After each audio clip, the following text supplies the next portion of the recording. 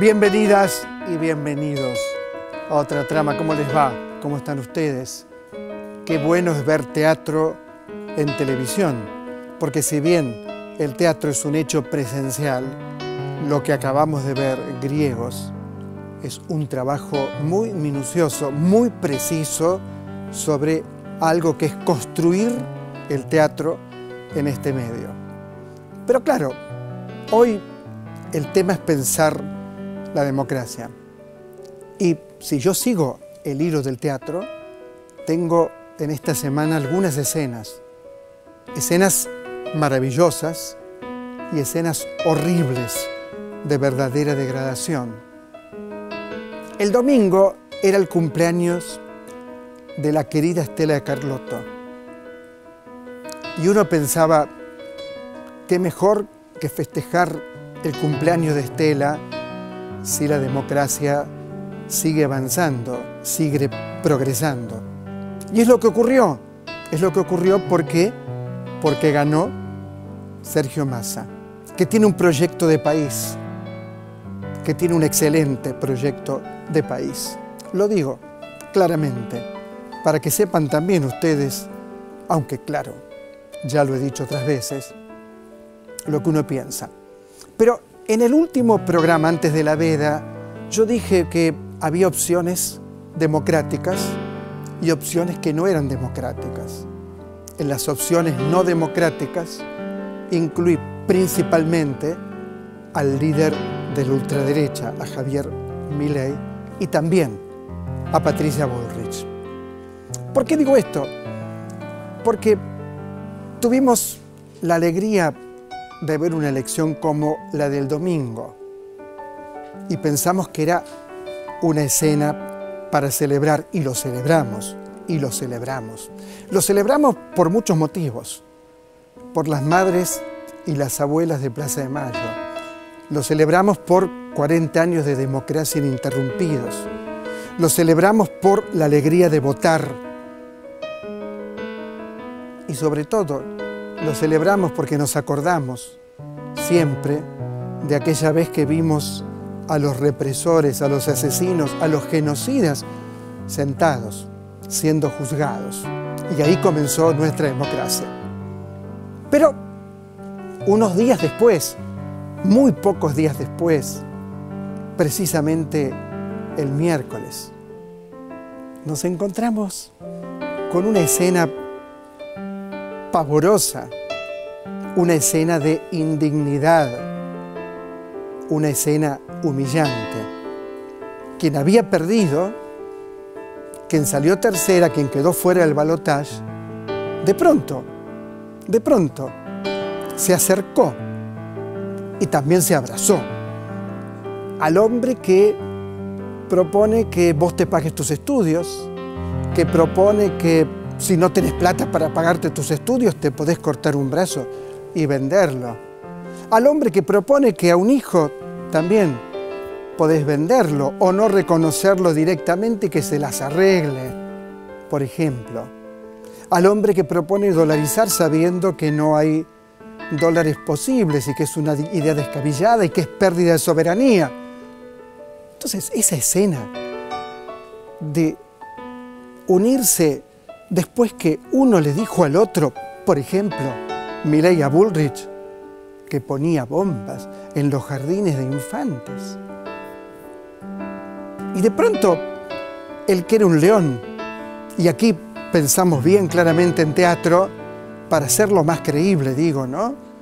El que era un león se convierte, como dice Miriam Bregman, en un gatito mimoso que va a la puerta de la casa, de la hermosa casa, supongo, de San Isidro, en San Isidro, que tiene Mauricio Macri, y rasca. ¿Vieron cómo hacen los gatos, no? Que rascan la puerta. El gatito mimoso de los poderes dominantes, el gatito mimoso del dinero, va a buscar apoyo, lo que sea, porque se siente solo, pobrecito, para llevar su plan profundamente antidemocrático. Y el más perverso, porque un perverso cuando encuentra un débil le encanta, el más perverso de todos, no tengo ninguna duda, es Mauricio Macri, que no le bastó con destruir a Larreta. No, después a Patricia Bullrich hacerla perder las elecciones, lo cual a mí personalmente me alegra, quiero decirlo sinceramente. Pero por último, ir contra su propio partido, ir de manera profundamente antidemocrática. Estas son las escenas que vivimos en unos pocos días. Y me reservo, sí, las dos escenas más trágicas para este final. Y esto sí, esto me pone mal, porque en el mismo día murió Martín Jáuregui, un juglar, un bello juglar, alguien que hacía bromas, que conocía a la Argentina como nadie, con quien compartí 2 viajes fuera del país por trabajo a Frankfurt, a la Feria del Libro de Frankfurt. Un juglar. Yo le decía que era un juglar. Y Mariana Moyano, excelente periodista, con quien trabajé hace mucho tiempo en la redacción del Cronista, y ahí la conocí, la traté, nos hicimos amigos. Eso no admite ninguna ironía. Eso es lo real de la muerte. Eso es lo real de la muerte. Así comienza otra trama.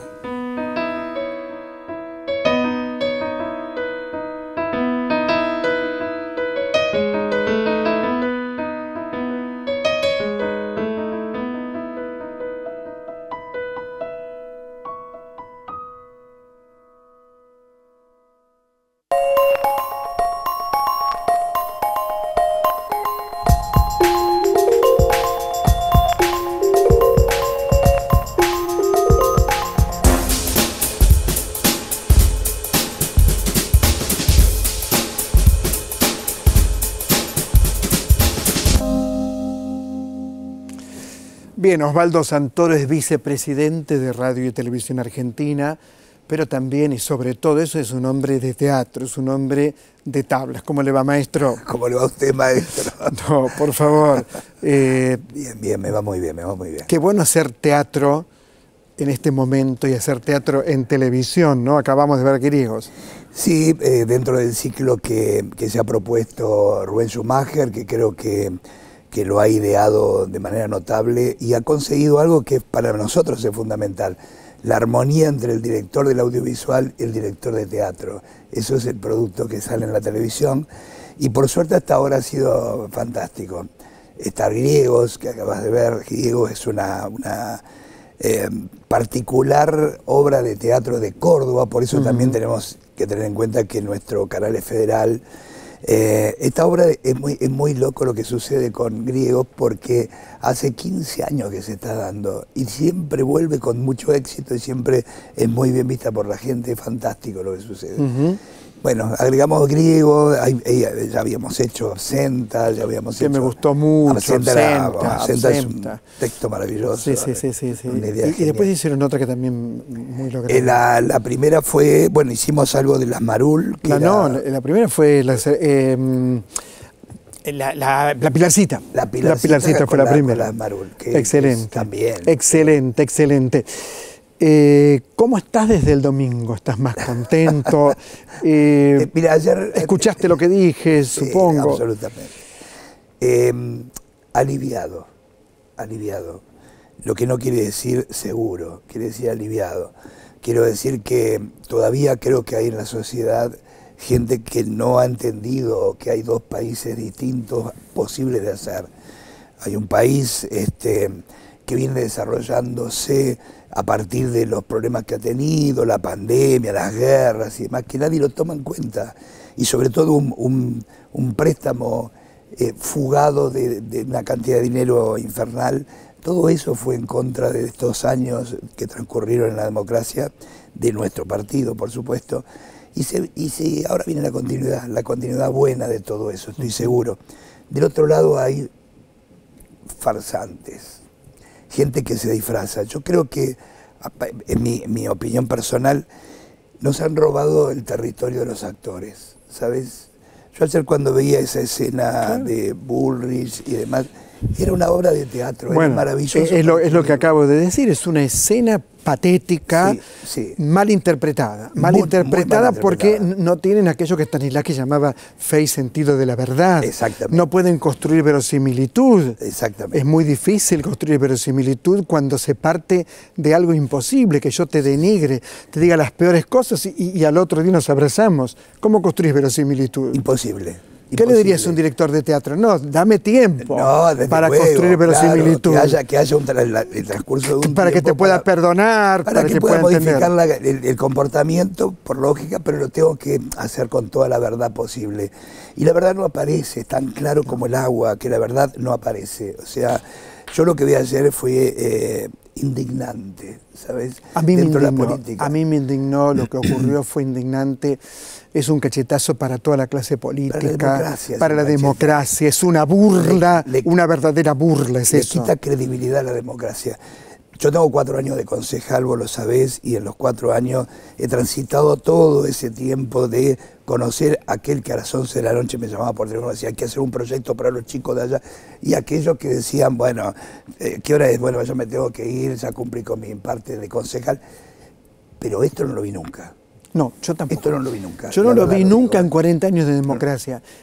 Por supuesto, nada comparable con la dictadura, pero después de la dictadura yo nunca vi un grado de humillación, un grado de mentira, de falta de sentido de la verdad. Y cuando uno piensa en el título de nuestro programa de hoy, que es Pensar la democracia, uno piensa que la democracia es crear puentes de amistad. Absolutamente. Es crear consensos, es crear diálogo, es debatir ideas. ¿Sabes qué pasa, Waldo? Yo creo que mi mejor amigo, Jorge Marrales, siempre hablamos de todos estos temas.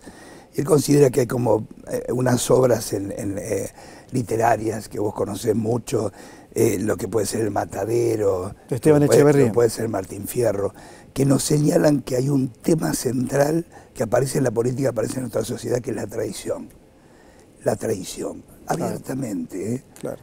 Una persona que dice, no, yo represento los 6 millones que me votaron, pero ahora elijo otra cosa. Es una traición, es verdad una traición. ¿Cómo es que se admite? ¿Cómo nosotros podemos llegar? Y bueno, yo lo que veo y lo que observo es un territorio exclusivo de los actores. Nos han corrido del lugar a nosotros. Y nosotros hablamos de política seriamente con vos y ellos hablan de la pero farsa, son ¿no? malos, son malos. Fíjate que Milei en sus stand-up lograba crear un clima delirante, un clima fascista. Sí. Ahora, hasta divertido. Ahora, ¿cómo va a ser ahora?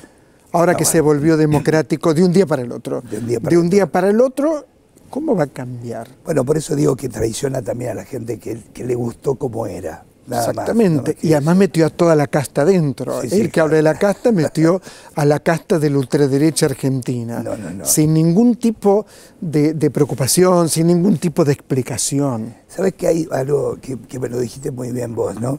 No hay transiciones en los comportamientos. No puede haber una puteada y después un abrazo. No existe eso. No, yo no lo conozco. Más que puteada, poner bombas en los jardines de infantes. Por eso digo jardín de infantes, van los nenes y las nenas. Poner bombas ahí, después te perdoné. Sí, claro. No, me quedo mudo. Tenemos fe y alegría para el futuro y para pensar nuestra democracia de otra manera. Mira, vos sabés que yo soy peronista de los 4 años, cuando mi madre me llevaba de la mano Desde los 4. De los 4 años, porque asistí con mi edad, yo tengo 75, tenía 4 en el momento que fallece Eva Perón, y de la mano de mi madre con antorchas que las recuerdo como si fuera ahora, y llovizna, y gente llorando, íbamos por Entre Ríos hacia el Congreso. Eso no me lo olvido nunca más. A partir de ahí, mi padre es sindicalista. Yo he sido peronista toda la vida. O sea, que fuiste al velatorio de Eva. Sí. Qué impresionante. Tenía 4 años. Los recuerdos que tengo son fundamentalmente la gente llorando, las antorchas y esa llovizna y ese frío. Esa larga cola, ¿no? 26 de julio, claro. No, tremendo. Digo, desde ahí hasta acá, como concejal, como secretario general de SAGAI, como un montón de cargos que yo tuve, siempre mantuve una coherencia en ese sentido. Hoy puedo decir claramente que el peronismo se ha vuelto a unir, que el peronismo vuelve a aparecer a pesar de que todo el mundo decía hay que eliminarlo, hay que exterminarlo. Evidentemente no es así. No se puede hacer una campaña política diciendo que al 40% o al 30% o lo que sea, lo elimino. Yo lo escuchaba a este muchacho con tanta pobreza intelectual, ¿no? Luis Petri se llama. Luis Petri. Sí, Luis Petri. Lo escuchaba con Eduardo Feynman, que todavía no sabe que hay que hacer repreguntas, hay que explicarle que hay que repreguntar. Lo único que decía era, vamos a destruir el kirchnerismo. Exactamente. Era lo único que decía. Pero hombre, formate un poquito así, decí algo más, tratá de tener un pensamiento un poquito más profundo, no te pido mucho, pero un poquito, una gota, lee a Shakespeare, lee a pensadores que han trabajado en la política bastante, una vergüenza. Y pensar la democracia con la destrucción del otro. Es imposible. Yo no quiero destruir a Juntos por el Cambio, no quiero destruir a los radicales, no quiero destruir a nadie. Nosotros no podemos volver, vos sabés que Esquilo escribe Agamenón, y justamente los griegos, la obra se trata de eso, claro que sí. Donde la crueldad de Agamenón mata a su hija. Mata a la hija para que las naves puedan salir con buen viento. Esto está casi cerca de eso. Está cerca de eso. Cerca de eso. El odio es tan fuerte. El odio, y el cinismo y la perversión de Mauricio Macri. Es muy impactante, es muy impactante lo siniestro que es, cómo se maneja en la oscuridad, porque cuando estaban ya en el escenario el domingo asumiendo la derrota, él ya tenía todo este plan armado. Absolutamente. Ya estaba armado el plan. Pero si él armó el plan, era interesante que apareciera con Bullrich y con Petri, los tres ahí. No. De ninguna manera, de ninguna manera. Osvaldo Santoro, muchas gracias por todo lo que haces por los medios públicos, por todo lo que vamos a seguir haciendo. Sí, por todo vamos lo que a seguir haciendo. También, ¿Estás por estrenar algo? No, estoy por empezar a filmar una película en Córdoba y en Mendoza, muy interesante.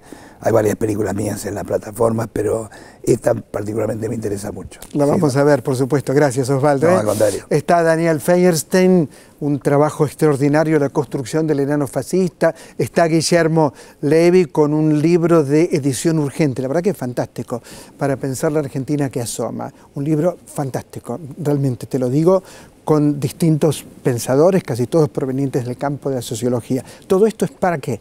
Para pensar la democracia, porque además de amar hacer televisión pública, amamos la democracia. Ya volvemos.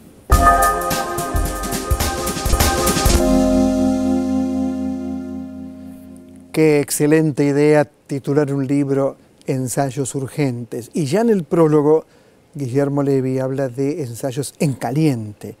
Es algo que fueron escribiendo, lo cuenta Guillermo, ¿no? Mientras daban clases, mientras iban al supermercado. Pero claro, gente con muchísima formación y trayectoria como Guillermo Levi. ¿Cómo estás, Guillermo? ¿Qué tal, Osvaldo? Muchísimas gracias por la invitación. No, por favor, ¿cómo surge este libro? Mira, bueno, el impacto de las PASO, ¿no? Un impacto y una sorpresa bastante desagradable. También estaba unos días después diciendo, bueno, ¿de qué manera puedo aportar a toda esta pelea que se tiene que dar para defender también los logros de nuestros 40 años de democracia? Y estaba en una reunión en mi trabajo bastante aburrida y empecé a garabatear lo que podría ser un libro y a qué gente podríamos convocar. La llamé a Constanza Brunet de la editorial Marea, que es la que me había editado el libro sobre el gobierno de Macri. En su momento le encantó la idea y bueno, empezamos a hablar con la gente y bueno, la consigna era, oiga, toda gente con formación y con trabajo en los temas que iba a escribir, pero con un compromiso militante que era, vamos a hacer un texto corto, 10, 12 páginas cada ensayo, o sea, esto es para divulgación, no son textos paper, no son textos académicos, son para la batalla cultural y nadie va a ganar plata, o sea, vamos a hacer un libro. La propuesta también de Constanza fue hacer un libro gratis en lo digital, o sea, uno lo puede descargar, inclusive hasta lo distribuimos el PDF y está al costo en impreso, el que lo quiere tener impreso, porque la idea es justamente esto, que se difunda lo máximo posible, que es lo que estamos logrando y bueno, y abarcar el fenómeno Milei. No es un libro sobre Milei. No es un libro sobre Milei, porque puede engañar un poquito pensar que es un libro sobre Milei.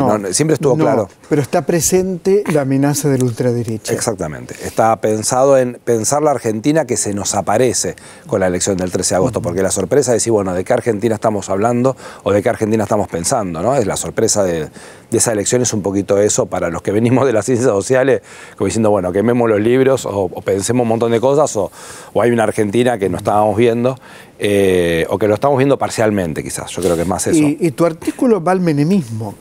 Mi artículo va al menemismo, se llama El subsuelo menemista sublevado, parafraseando el subsuelo de la patria sublevado, Scalabrini Ortiz, porque yo también pienso que hay mucho de... Bueno, Milei es el primer candidato políticamente competitivo en la Argentina que hace una reivindicación explícita de Menem Cavallo como el mejor gobierno de la historia argentina, llegó a decir el gobierno de Menem, y me parece que hay algo ahí que nunca fue suficientemente pensado ni suficientemente hablado, que es, bueno, cómo pensamos los 10 años de menemismo. De estos 40 años de democracia tuvimos 10 años de menemismo, que rápidamente los tiramos al tacho de basura de la historia, y se han construido relatos, todo el kirchnerismo construyó su relato del antimenemismo, y me parece que hubo un poco una banalización de lo que fueron los 10 años de Menem para muchísima gente.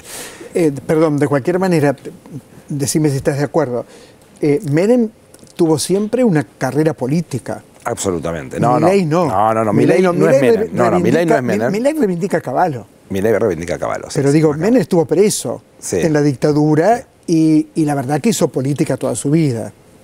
Sí, yo estoy diciendo, no estoy haciendo una analogía entre solamente en lo disruptivo, porque Menem, por más que venía de la política toda su vida, es un personaje disruptivo, ¿no? Le gana una interna que nadie pensaba que ganaba contra Cafiero, viene de una provincia marginal, o sea, andaba a caballo. Andaba a caballo, era un provocador serial, sectores medios antiperonistas, pero bueno, digamos que no estoy haciendo una comparación entre Milei, sino al votante que intenta llegar Milei, que es un votante que tiene una buena mirada, un buen recuerdo de lo que fue el menemismo en términos de consumo en dólares. Hay una idea de país también que está detrás también del consenso de los 90, que bueno, que quedó medio acallado, pero que existe, es una potencia electoral, y también hay jóvenes que no vivieron el menemismo, pero que añoran esa utopía menemista que sería del 1 a 1, del país pegado a Estados Unidos, y una cosa muy estigmatizadora con los sectores populares también. No hay una mezcla de un montón de cosas que me parece que Milei logra...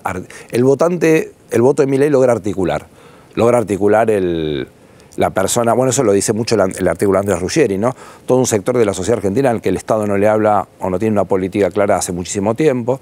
Cuando se habla del tema de la IFE en la pandemia, se pensaban que eran 3 millones y la pidieron 11 millones. Digamos, hay un sector de la sociedad argentina que está como desconectado del trabajo formal, ¿no? Y que también construye la idea de me la hago con la mía, nadie me ayuda, puedo solo, con ese discurso también muy estigmatizador de los que viven del Estado, ¿no? Construyendo el enemigo en el Estado y en los que supuestamente viven del Estado, que me parece que Milei le habla a eso y también le habla a toda esa clase media alta antiperonista tradicional. Ahora, básicamente hay un discurso de odio que no hubo, por supuesto, nunca pienso en la dictadura, que fue mucho más que un discurso de odio.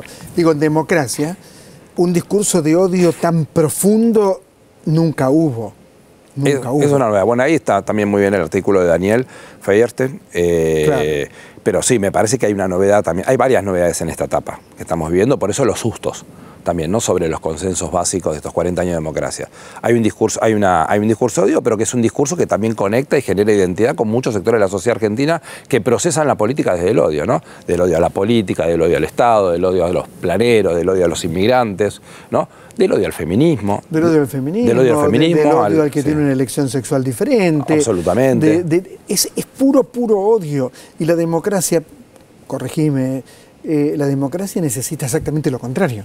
Necesita crear puentes de amistad, puentes de consenso, puentes de diálogo. La política es fundamentalmente eso. Bueno, por eso la mimetización de Milei con un personaje más parecido a un personaje fascista, por más que el programa libertario no sea un programa corporativo, el estilo fascista, me parece que no hay que verlo por ahí, sino que me parece que sí, es la apelación de la identidad política desde el odio. Pero ahí yo no la quiero tampoco salvar a Patricia Bullrich en ese sentido. No, ¿cómo porque, la vas a salvar? No, porque digo, este libro también tiene la genialidad de los dibujos de Sergio Langer.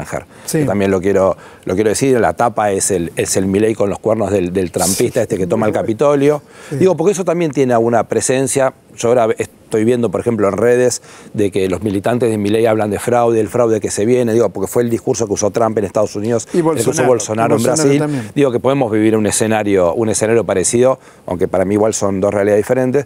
Pero me parece que Patricia Bullrich pegó un salto también en esta campaña, que también lo toma Milei, que es el tema de la gramática, eso lo decía también una nota, de la gramática de vamos a destruir el kirchnerismo ahora y para siempre. Digo, ¿qué quiere decir eso?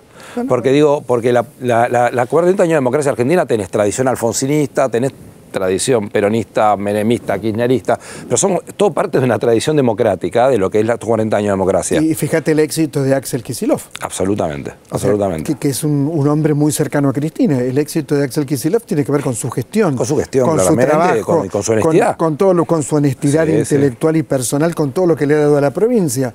Entonces, decir destruir el kirchnerismo, ¿qué querrá significar? No significa nada. Significa poner el discurso de odio en movimiento. De hecho, si bien las comparaciones quizás no corresponden tanto, la dramática de la destrucción es propia de los fascismos más terribles. Absolutamente. Propia del hitlerismo. Pero vos fíjate, de estos 40 años de democracia, vos tenés gente que dijo, vamos a terminar para siempre con la pobreza, con la desocupación, con la corrupción, inclusive Macri diciendo los 70 años de decadencia, haciendo una analogía con que el peronismo arrancó, como dicen el pensamiento liberal, que el peronismo arrancó la decadencia, pero nunca una fuerza política que representa gente concreta, identidades concretas. Eso sí es muy grave. Vos conocés bien el fenómeno del macrismo, porque has escrito un libro sobre el tema. ¿Por qué Macri hizo esto? ¿Por qué destruye su propio partido? Porque lo destruyó. Sí. Digo, vos creas un libro y no destruyes tu propio libro. Este libro es una porquería, no lo lean. No sé si sí, yo ahí, como no lo conozco a Macri personalmente, no, ni tengo la intención, yo tampoco. Digo, uno puede avanzar con algunas interpretaciones que van desde lo sociológico, lo político, desde lo personal también. Me parece que hay una pelea, una pelea con Larreta, con aspectos que uno capaz que no conoce bien. Yo no creo que es una pelea solo ideológica. No tengo información, digamos, pero me parece que hay una cantidad de esquemas, de negocios en la Ciudad de Buenos Aires que me parece que Macri ha perdido en los últimos años. Pero lo puso y destruirlo a Larreta, lo puso a su primo para volver a controlar la Ciudad de Buenos Aires. Tiene cómo controlar los negocios propios. Y Larreta lo tuvo que aceptar, porque el peso de Macri es muy importante. Me parece que él creó esta figura del PRO y me parece que en su cabeza debe haber sido esto es mío o no es de nadie, porque Larreta la destruyó. Yo no sé si Bullrich perdió solo por Macri, como se está diciendo. Yo creo que claramente Macri ayudó a que Bullrich pierda, pero no sé, es como lo del cajón de Herminio. Ganó Alfonsín por el cajón de Herminio y no sé. No creo eso. Fíjate, pero claramente no jugó para Bullrich. ¿Me recordás lo que dijo Milei? Dijo que él va a ser el que ponga la tapa del cajón del kirchnerismo, con el kirchnerismo. Pero esa figura mortuoria. Es una figura terrible, que no tiene nada que ver con la democracia. Te lo digo a vos, por si tenés alguna idea remota de votar a semejante personaje. Eso es una idea de muerte. Todo el lenguaje que tiene Milei es el lenguaje de un ángel exterminador. Es peligrosísimo. Teniendo de vicepresidenta a una militante de la dictadura militar. Exactamente. Porque no es una persona que por su cuestión familiar dice la teoría de los dos demonios, no. Es una militante de la dictadura militar, tiene guiones hechos por genocidas que están presos con delito de lesa humanidad.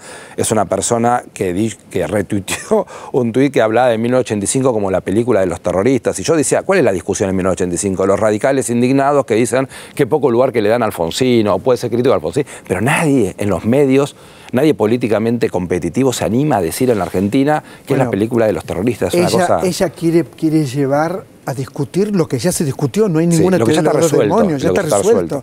No tenemos por qué discutir si está bien tirar gente al río desde un avión. No podemos discutir eso, no debemos discutir eso. Pero hay un 10%, 15% de la Argentina que reivindica la dictadura, que está esperando un indulto, que está esperando una amnistía y que ella representa eso. Por eso el 30% de Milei también es esta derecha que está aislada del consenso democrático hace mucho tiempo y que vela por primera vez una fórmula competitiva, o por lo menos hasta el domingo una fórmula competitiva que puede, por ejemplo, aspirar a un indulto, una amnistía, o una persona de ellos que esté en un lugar central en el gobierno. Eso no pasó, en los 40 años no pasó. No pasó. Y Menem tuvo funcionarios de la dictadura. Tuvo un ministro de la dictadura, tuvo un ministro de defensa, pero lo que digo es que en el discurso, en el relato, nunca hay una reivindicación. No, y estuvo dentro de lo democrático. Acordate de Martín Balsa en el programa de Neustadt, la crítica, la autocrítica profunda que hace de todos separaron una crítica radical con la última dictadura con distintos matices. Esto sería un salto importante. Guillermo, te felicito por todo, no solamente por Ensayos Urgentes, sino por tus libros. ¿Cuál es el próximo? No tengo todavía pensado. pero ahí está. Esto surge así, surgieron los dos después de unas PASO. El de Macri también surgió después de las PASO del 2019 diciendo la sorpresa, pues fueron dos sorpresas. Ensayos Urgentes están en las librerías, ¿no es cierto? Ensayos Urgentes están en las librerías, sí. Sí, me importa que se lea, te digo la verdad, me importa que se lea. Es un libro que es rápido, es un libro no académico hecho por académicos. Entonces tiene hondura, tiene una prosa además muy atractiva. no dejes de leerlo. Gracias, Guillermo. No, gracias, muchas gracias. Esto es Otra Trama, hay mucho más en Otra Trama. Quédate como siempre en la televisión pública, ya venimos.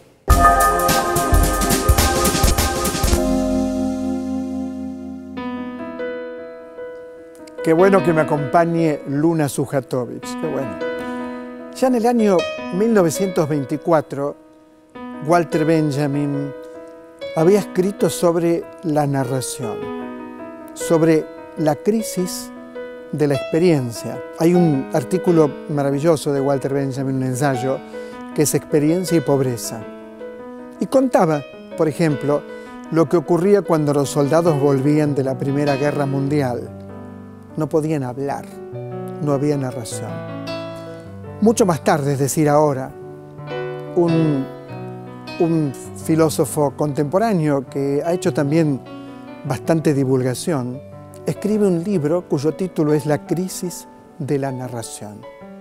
¿De qué habla Byung-Chul Han cuando habla de la crisis de la narración? Que los algoritmos, las redes sociales, la urgencia del mundo contemporáneo, produce día a día que la narración entre en crisis. No sabemos ya cómo contar historias. Quizás tampoco tenemos quienes escuchen esas historias. Pero el libro, que parte también de Walter Benjamin y que vuelve una y otra vez a Walter Benjamin, plantea un tema central. Si no hay narración, no hay posibilidad de hecho artístico. Y si no hay posibilidad de hecho artístico, tampoco hay posibilidad de una comunicación más profunda que no sea la mera comunicación fáctica. En ese punto, por supuesto, recomiendo el libro. Y un pensador francés que ha trabajado también mucho y que trabaja mucho el tema de la contemporaneidad, Hacer disidencia es su último título. ¿Qué nos dice Eric Sadin? Una política de nosotros mismos. ¿Y cómo podemos hacer disidencia en un mundo totalmente fracturado? Uno de los caminos, una de las posibilidades, es el testimonio, es la micropolítica. Son aquellos pequeños movimientos que van construyendo o que pueden construir un mundo más democrático. Es decir, pensadores como Eric Sadin o libros que hablan sobre la crisis del arte de narrar, también están hablando de pensar la democracia. Porque pensar la democracia desde Aristóteles y sobre todo desde el querido y siempre recordado Baruch Spinoza, es producir amistad, es producir encuentros. ¿Cómo podríamos pensar la democracia sin producir encuentros? ¿Cómo podríamos pensar la democracia sin escuchar al otro? ¿Cómo podríamos pensarla sin una verdadera repartición de la riqueza? ¿Cómo podríamos? Es muy difícil pensar términos de libertad si no pensamos en términos de redistribución de la riqueza y si no pensamos en términos siempre de que finalmente, aunque muchos digan, no digas esa frase, finalmente la patria es el otro. Sí, es mirar al otro, de eso se trata. Cambio de escenario y saludo a alguien que había invitado varias veces porque devoré el libro La construcción del enano fascista, Daniel Feierstein. Lo dije bien, ¿no? Feierstein. Lo dijiste perfecto. Feierstein. ¿Cómo va? ¿Cómo estás? ¿Cómo estás? Un placer estar con vos, finalmente. Bueno, prácticas fascistas, vivimos rodeados de prácticas fascistas. Sí, lamentablemente yo diría sobre todo que el problema es que para nosotros como sociedad es una novedad, eso, que es algo que no conocemos. Hemos conocido cosas muy terribles en nuestra historia, un genocidio entre otras cosas en la última dictadura, pero no esta particularidad que tiene el fascismo, que es la posibilidad de movilizar a nuestros vecinos, no a las fuerzas de seguridad o a las fuerzas armadas en una clave de articulación política del odio, ¿no? Y haces una diferencia muy, muy valiosa entre el fascismo, digamos, de Mussolini originario, ¿no es cierto?, y estas prácticas fascistas. Esto es importante hacerlo. Sí, lo que yo trataba de distinguir es que hay como 3 tradiciones para analizar el fascismo, y que hay 2 de esas tradiciones que no son particularmente importantes en el siglo XXI. ¿Sí? Pensarlo como una ideología, donde la ideología de este neofascismo no es exactamente igual que la del fascismo del siglo XX, pensarlo como un sistema de gobierno, que sería este corporativismo del fascismo mussoliniano, del nazismo, del franquismo, que tampoco tiene mucho lugar hoy.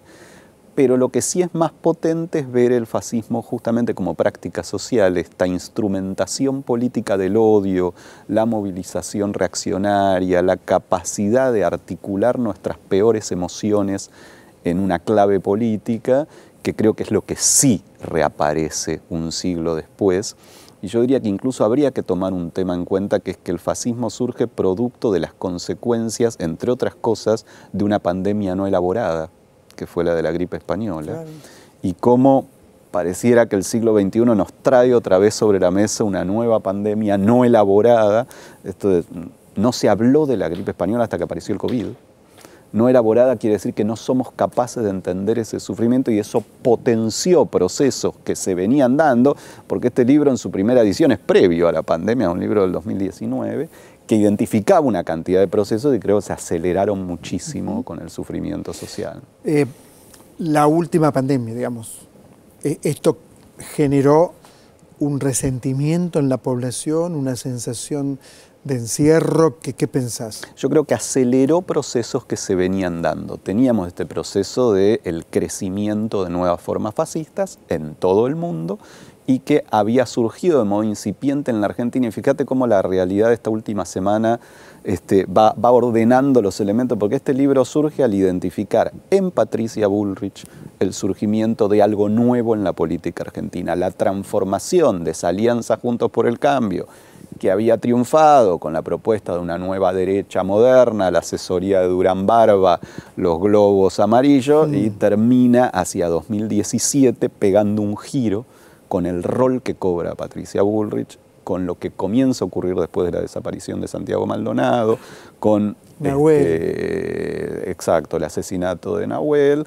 y una serie de transformaciones, la persecución de los docentes que ponían sobre la mesa la desaparición, la estigmatización de Baradel, de una cantidad de procesos que son un poco los que dan origen a este libro, y cómo después aparece un personaje que captura toda esa emoción y podríamos decir que transforma a la propia Bullrich en una especie de segunda marca de llevar al extremo, y cómo esta semana uno ve cómo confluye esa lógica en una sola fuerza. Como la segunda marca hace una alianza con la primera marca, ¿no? Y Patricia Bullrich con una ideología que ha cambiado todo el tiempo. Digo, ha pasado por todos los partidos. Yo creo que ya no le queda ninguno, no sé cuál le quedará, ¿no?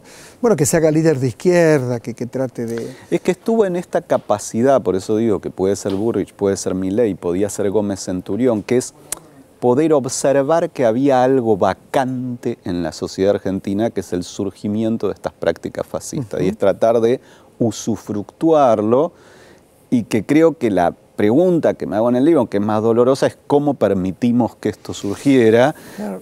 Y cómo se lo enfrentan. ¿Y cómo impactó en la subjetividad de ciudadanos que ven en el otro un enemigo, ¿no? El pobre es un enemigo, el más morocho es un enemigo, el que no tiene casa es un enemigo. Y yo creo también, y creo que vos también lo tocás al tema, creo que también siempre hay algo de antisemitismo, algo, como un racismo que está ahí latente, ¿no? Esperando que alguien lo despierte. Y también en el libro me llamó la atención tu análisis del tema narcotráfico. Y es que es una de las transformaciones que yo planteo, que para entender por qué esto tuvo lugar, no podemos no preguntarnos qué cosas en estos 40 años la democracia, las distintas estructuras políticas no lograron resolver.